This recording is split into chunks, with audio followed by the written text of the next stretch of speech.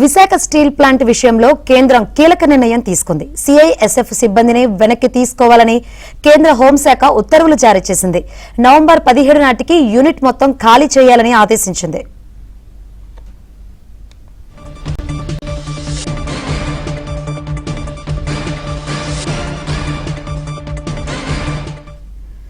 Visakha steel plant విషయంలో కేంద్రం కీలక నిర్ణయం తీసుకుంది.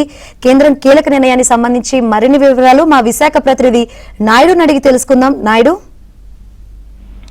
ప్రస్తుతం ఏదైతే శంకరి విశాఖపట్నంలో ఉన్నటువంటి స్టీల్ ప్లాంట్ విషయంలో కేంద్రం కీలక నిర్ణయం తీసుకుంది. ఇంతవరకు ఉన్నటువంటి ఏదైతే స్టీల్ ప్లాంట్ నుంచి సుమారుగా స్టీల్ ప్లాంట్ లో సిఎస్ఎఫ్ 1500 మంది వరకు పనిచేసే వాళ్ళు 2024 నుంచి కూడా వాళ్ళ సంఖ్య క్రమంగా తగ్గించుకుంటూ వస్తుంది. ఇప్పుడు ప్రస్తుతం మనం చూసుకుంటే ఆ సంఖ్యను మనం చూస్తే దాదాపుగా 350కి మాత్రం పడిపోయింది. అయితే స్టీల్ ప్లాంట్ యాజమాన్యం ఏంటంటే ఇప్పుడు ప్రస్తుతం మాకు స్టీల్ ప్లాంట్ ఇబ్బందుల్లో ఉంది.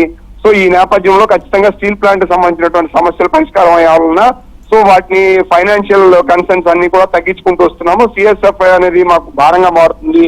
సో కొంతమంది నుంచి కొంతమందిని బయట నుంచి మేము తీసుకుంటామని చెప్పి యాజమాన్యం కోరడంతో అయితే పూర్తి స్థాయిలో కొనసాగిస్తాం, లేదు అంటే తీసుకుంటామని చెప్పి కేంద్రం రిప్లై ఇచ్చినట్టు తెలుస్తుంది. ఈ నేపథ్యంలోనే పూర్తిగా వాళ్ళందరినీ కూడా వెనక్కి తీసుకున్నట్టు కూడా మనకి తెలుస్తుంది.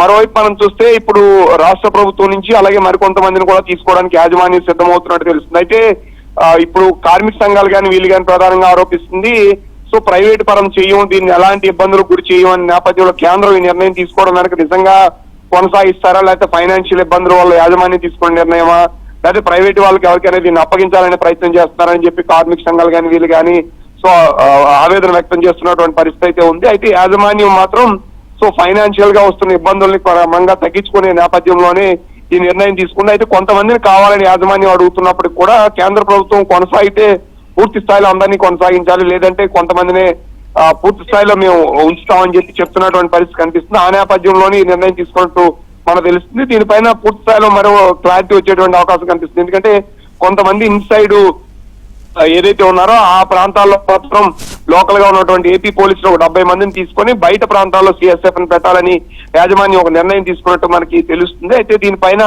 సో తుది నిర్ణయం అనేది మాత్రం ఇప్పుడు ఆల్రెడీ కేంద్రం ఉత్తర్వులు జారీ చేసిన నేపథ్యంలో ఇటు యాజమాన్యం, కార్మిక సంఘాలు, ఇటు ప్రభుత్వాలు ఎలాంటి నిర్ణయం తీసుకుంటాయనేది చూడాల్సినటువంటి అవసరం ఉంది.